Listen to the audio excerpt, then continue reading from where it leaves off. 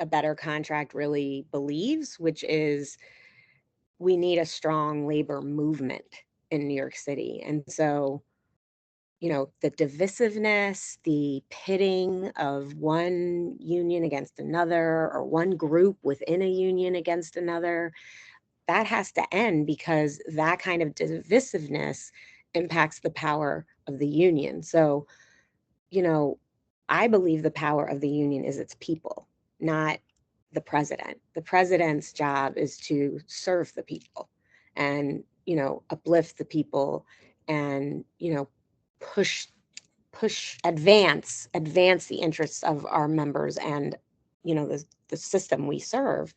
Um, a lot of union leaders in the city, I think that they are the power.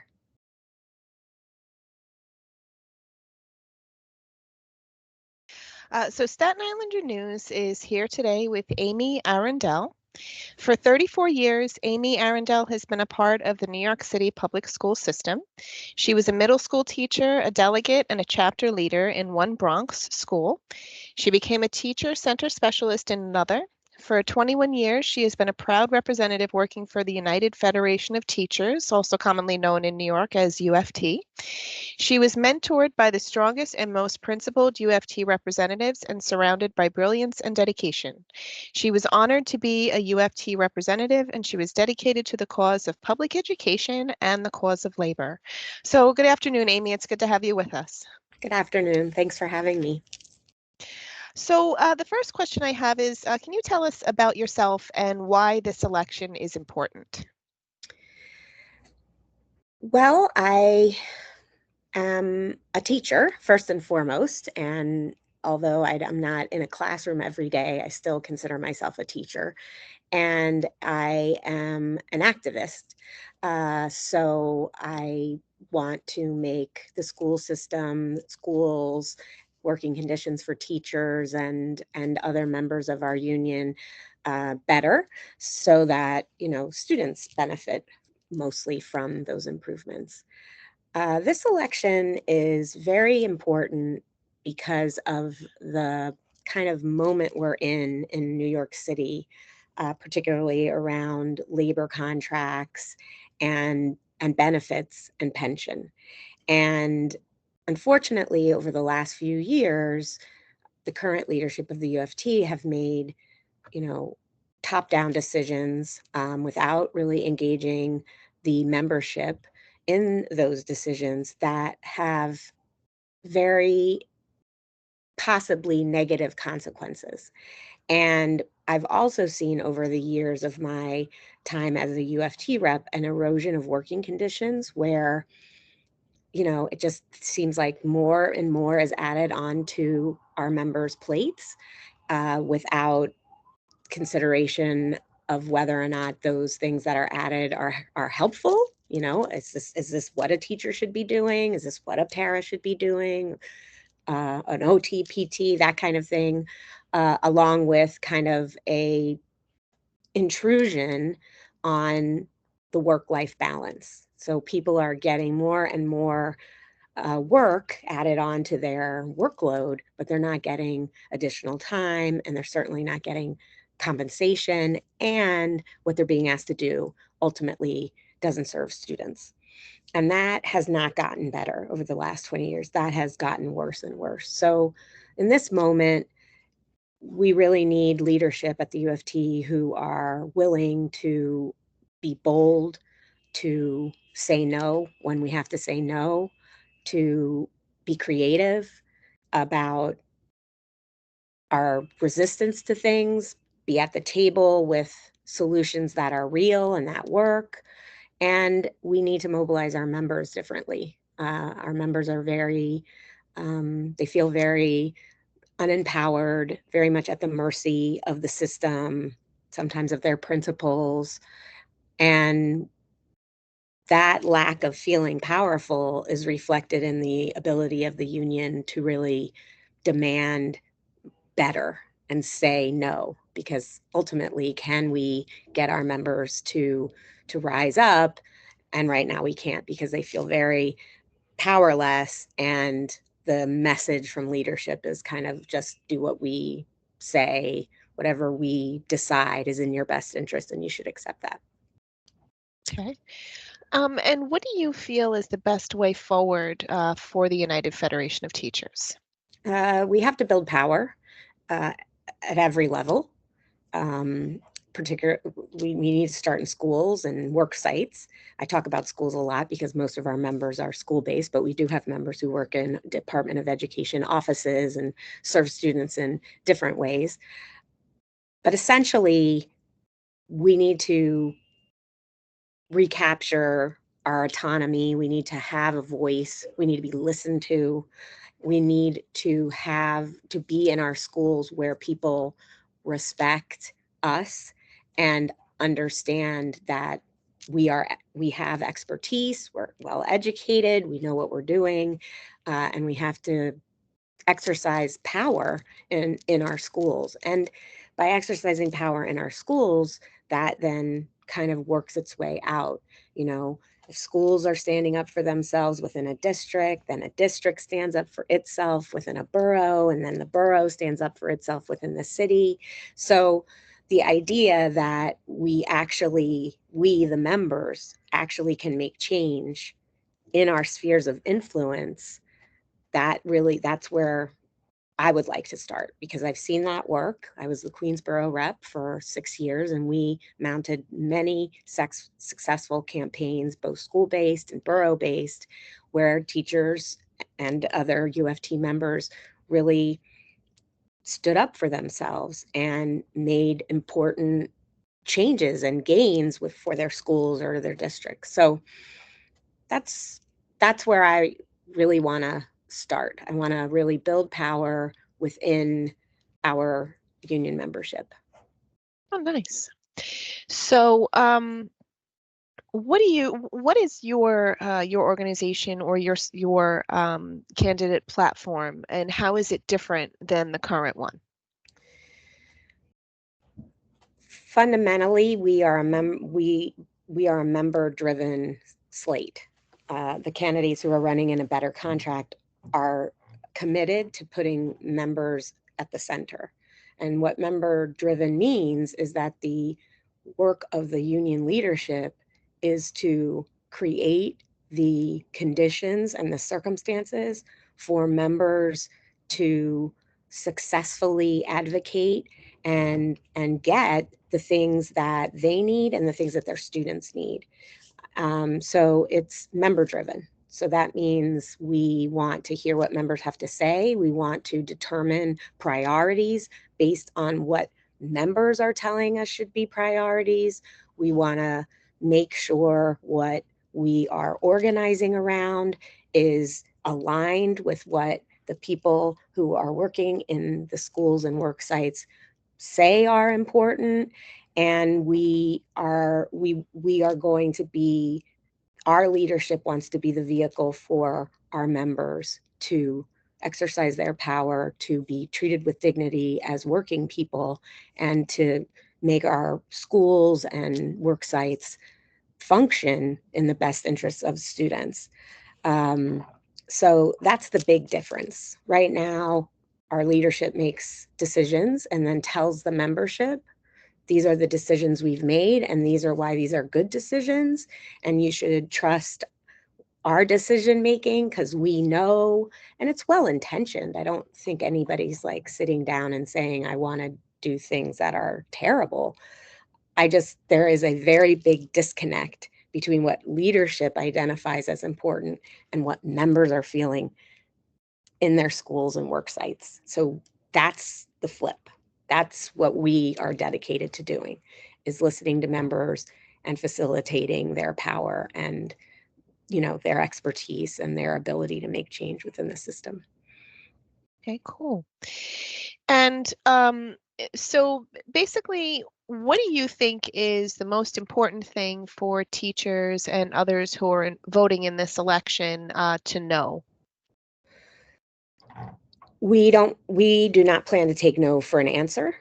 We know that wages have stagnated for public service employees. It's not just, United Federation of Teacher members, it's public service employees across the city that we've been told to, take the minimum while our cost of living, particularly in the 5 boroughs, is skyrocketing. So even when we get raises, the cost of living, we're still not really getting ahead. So people are still, treading water to a great degree, living check to check. And that's particularly the case for example, paraprofessionals, where there's a very horrible, unlivable wage gap between paras and everybody else in the system. And paraprofessionals are working and they basically have to work more than one job. So, what the current leadership has said is we do the best we can with pattern bargaining, and pattern bargaining is the enemy, and just accept that this is the best we can do. And we, in a better contract, are saying we're going to figure out what needs to be done so that we don't have to compromise to the degree at which compromises have been happening over the last 20 years. Healthcare is very important to our members. And I know that retiree healthcare is a hot topic because, the union leadership, not just UFT, but primarily UFT, have tried to save money for the city by agreeing to privatize Medicare. And the retirees have spoken, and that's not what they want. And the union must deliver on protecting retiree health care, which our current leadership says they are, but they don't support state laws to protect retiree health care, and they don't support city laws to do that. So we are committed to doing what we have to do to protect retiree health care and to protect the current level of benefits for our active members.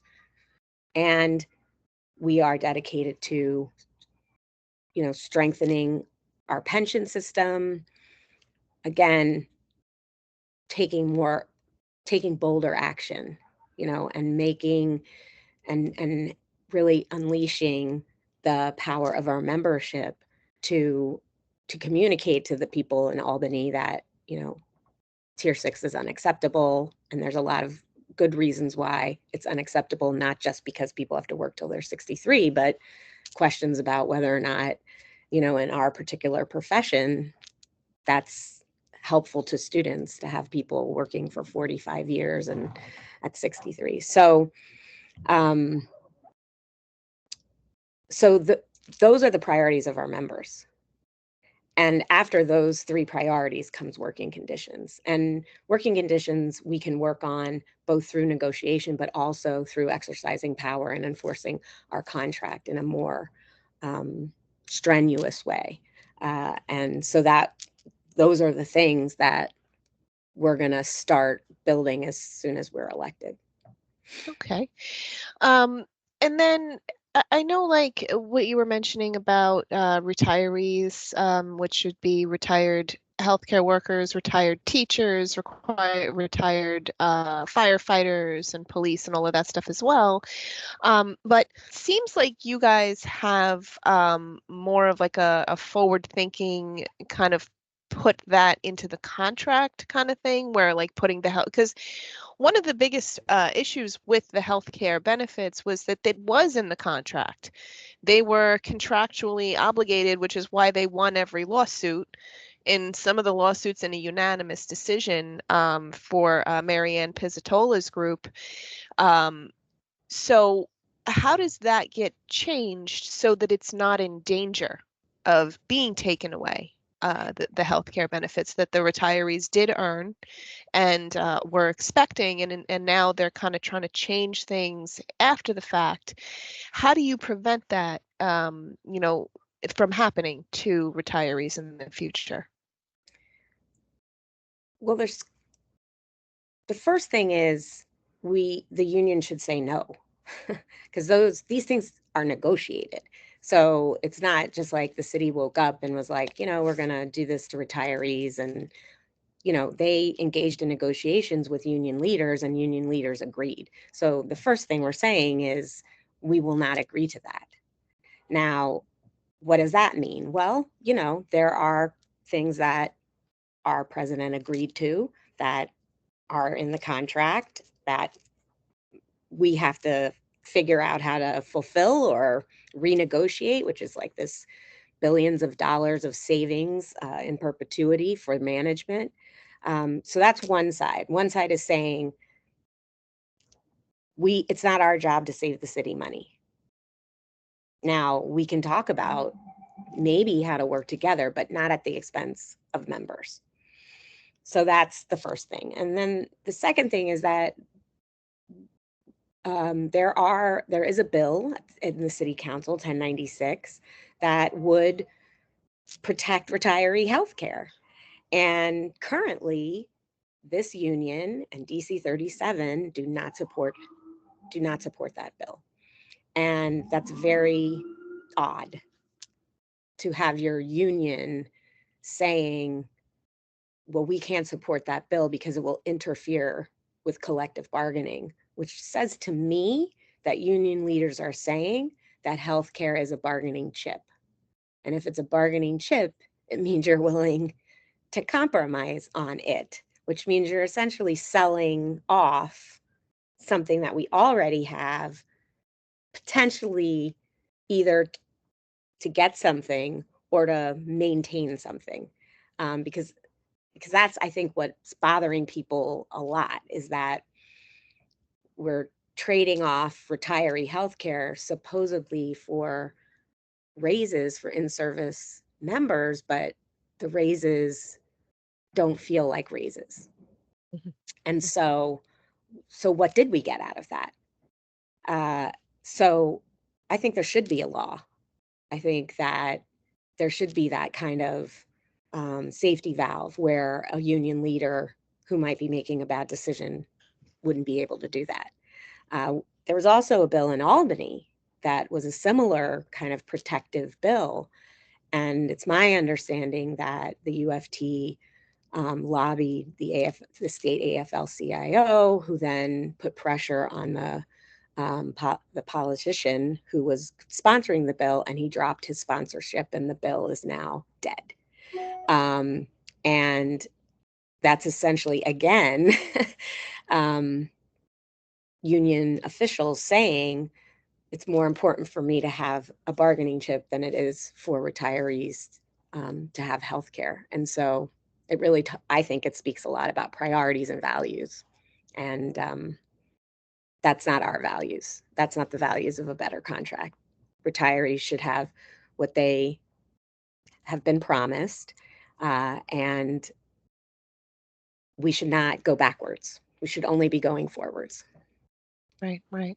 Yeah, because I know Marianne Pizzatola of the Municipal Retirees Association had said, that they're giving the working members benefits and raises on the backs of retirees. And she didn't think that was fair either. No, I don't know no, if anybody does. So no.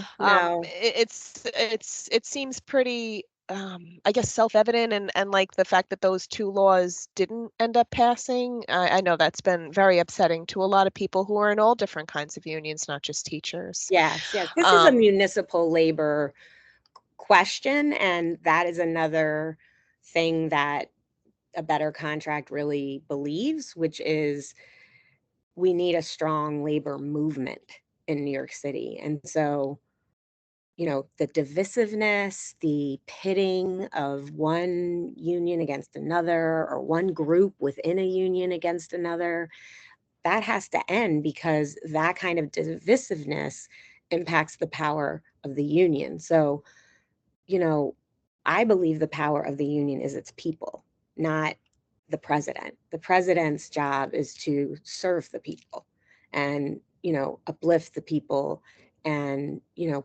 push advance the interests of our members and, the system we serve. Um, a lot of union leaders in the city, I think that they are the power. um, and I don't think they have a lot of good evidence for that anymore. Right.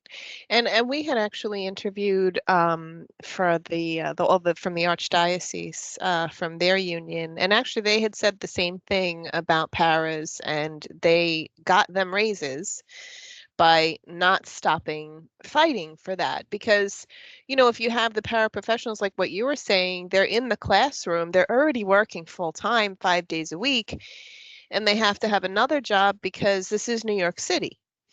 And if you're Yeah. not making a sufficient income to pay for rent or Yeah. a house or whatever, you have to have a second job, Yeah. and It, then undoubtedly they would be exhausted from working 80 yeah. hours a week or whatever Yeah. it might be. And So, and then they can't.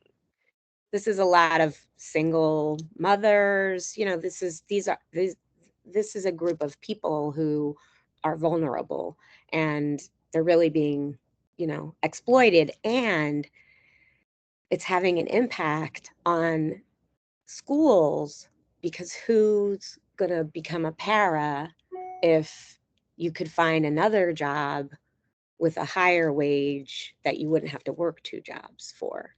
And so there's a para shortage. Um, how do you recruit people? You know, so that kind of goes together. Of course, paras in the city of New York are not the only low wage workers. And so that's why the issue of wages and benefits and pensions really should be something that all the unions in New York City are talking about together, and standing together in setting boundaries around what's not going to be accepted, Right. instead of what it currently is, which is kind of, I don't even know if there are any women in the room, but it's a lot of men in a room kind of making decisions for, hundreds of thousands of workers. Um, and the last decision they've made it was not a good one. And then they doubled down and they didn't listen to retirees, and they were disrespectful. And in our particular union, the retirees said, well, then we don't want your leadership. And they elected a new chapter leader for the retired teachers chapter. And, so they showed what people power can do. Marianne has organized municipal workers, and she has demonstrated what you can do when you come together and you say, this is not fair. So we need that spirit more generally in the city. Yes, and actually, Marianne told us that one of the secrets to what she does is all the double espressos that she drinks all day long. I don't know if anybody can keep up with Mary. And also, I was curious, paraprofessionals, are they on a journey to become a teacher, or is this kind of like usually not that for them? Well, it's evolved. Um, when the chapter was first organized and first became unionized, part of what was negotiated was a pathway, a career pathway. And so a paraprofessional can be reimbursed for college classes, and there is a way that the system supports a para who would want to become a teacher. But you know things change, and in the last 20 years we're seeing people saying, I want to be this job. I'm happy to be a paraprofessional assistant in a classroom with a teacher. I'm happy with that job. I don't want to have to leave this job to make a living wage. And we have a lot of educated paras with bachelor's degrees, paras with master's degrees who don't need the career ladder. And they are stuck. Their wages are stagnant, and they don't get any wage credit for advanced degrees the way teachers do. So there's lots of different ways to fix para pay, right? It's not just about the wage gaps, it's also looking at the salary scale, longevities, steps, and then other kinds of things that affect what a para makes. Like, paras often get injured because they're working with students who need supports, and they don't have injury in the line of duty. They have to go through workers' compensation. It's not the same benefit. It's very bureaucratic. Um, and that impacts wages, that impacts how well you make a living, or, so there are many things that could be done to help paras advance and be treated with more dignity, that isn't just giving them a lump sum of money. Um, so yeah, so um, what I think is lacking is just a commitment to figure it out, and so I don't have all the answers, but I will work with people to find them, and at the same time make sure that the city knows, the whole city, you know knows who paras are and why they're important, and um, you know how unfair it is that they are so poorly paid, and at the same time, talk to experts, try to figure out, how do you, within the confines that we're in, how do you improve pay? It can be done. It's being done in other cities. So let's learn from other cities. And I do, and again, I do think the city labor movement has to be part of that. They have to, you know, come together, because that's where the leverage is. In a union negotiation, leverage is power. You have to have power to make management listen to you. Mhm. Otherwise, you're just trying to figure out what you can give them to get a Right. deal. Right, right, right. Yeah, and I know like with the archdiocese and stuff, they've shown that even in New York it can be done with the paraprofessionals, Yes. so it can be Yes. done. So if you could just tell us a little bit about how the election process is going to work, like when it starts, how people vote, who are members, where they can go, what they need to do. So our election is a mail ballot. So the ballots are going to be mailed next week. And there's 3 slates running. Um, and people will have between May 1st and May 28th to fill out their ballots and mail them back. Um, and the count will be on the 29th. Um, we actually went, we were actually at a hearing today because the union established in person polling stations, which has never been done in the history of the UFT before. And, our slate was very concerned that these in person polling places are places that people could be, there could be election interference. But we did not prevail.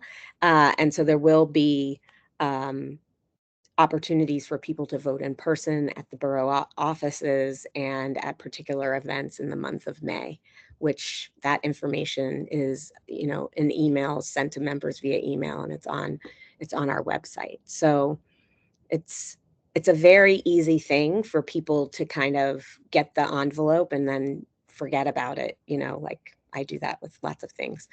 Oh, I'll get to that, and then you kind of forget. So, you know, we want people to be waiting for that envelope and to fill it in and to vote. Our voter turnout uh, for the UFT elections is pretty poor. I think the last election it was 24%. And of that 24%, a lot of good number of that was retirees. So a very small number of active employees voted in the last union election. So I think it's really important, regardless of who you support, that people do vote. Because if people don't vote, then then the leadership cannot be held accountable. So if only 20% of your membership is paying attention, why would a leader care what people think? Because they're saying, well, nobody's paying attention, so I'll just do what I think is right, and they'll have to deal with it. So I really want people to understand that voting is part of holding leadership accountable and saying, we vote for you, you represent us, you're accountable to us, but you can't have that accountability if you don't if the members don't vote. Right, and I know that's one of the same issues that we have for local elections in New York City. Next year is whenever it's an off year, it's not a presidential election, it's not a big Senate election, and even the big Senate elections don't get that many voters either. It's Mm-hmm. like the percentages are very, very small. And we had published some stories on this kind of thing. We actually published a story. There's a special election going on right now for some Staten Islanders that's going to end next week on August 29th. But these kinds of special elections are extremely low. And in Brooklyn, the district in Brooklyn that just happened in the end of March, it went from 200 people who voted in early voting, and then it went up to 2,000. So, I mean, I know there's a lot of people in Brooklyn. There's more than 2,000 in that district, Yeah. but it was actually, I think it was 76,000 in that district. So it was a significant percentage. At least they actually went out and voted. Yeah. And it's going to be a very temporary position. It's going to end. It's going to be voted out in November again. So you could understand why some people would be not interested. But even the one in November, people need to remember that their voice needs to be heard, regardless of whether it's in the city or if it's your union, and especially with your union, because that's more of an organization that's right there for you. Like Mm-hmm. it's directly. Whereas, the city council and stuff, you could say, yeah, it kind of affects Staten Islanders and New Yorkers and stuff, but the UFT directly influences your contract that the teachers get. So it's really kind of, that's kind of why it's really important for people to actually vote. Yeah. I mean, what do they say? All politics is local. And I think, generally speaking, low voter turnout says something about who's running and something about how people feel about the system and whether or not it matters if I participate or not.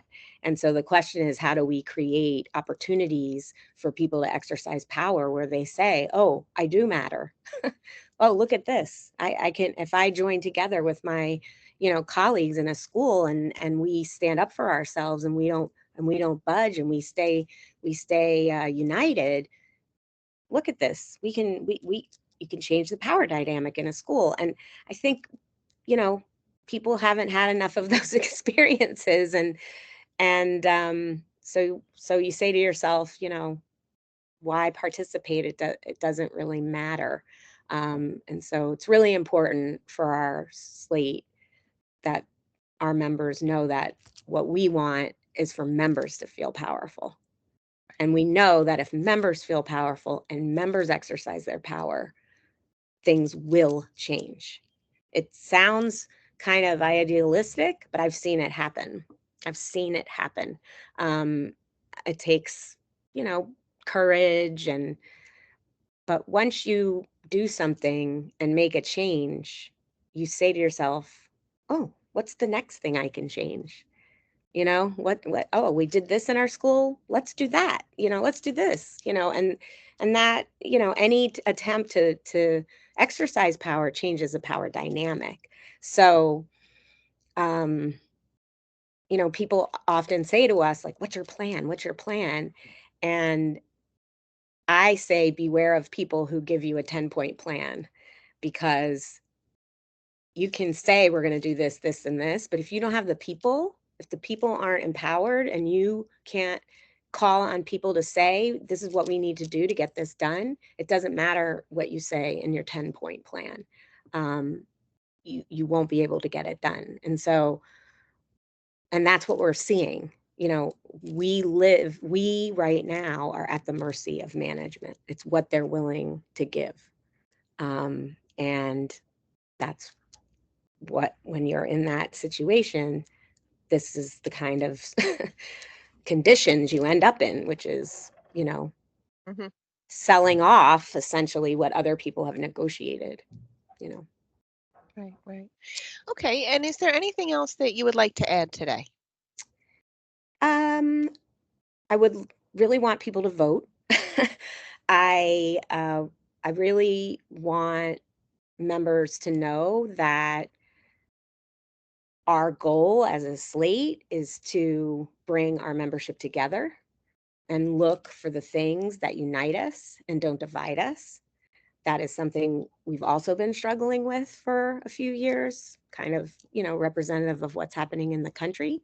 So, how, if we're divided, we're weak. So, we have to figure out how to come together around the things that we agree on and try to agree to disagree on the things we don't agree on, which a lot of times those things don't directly affect us anyway.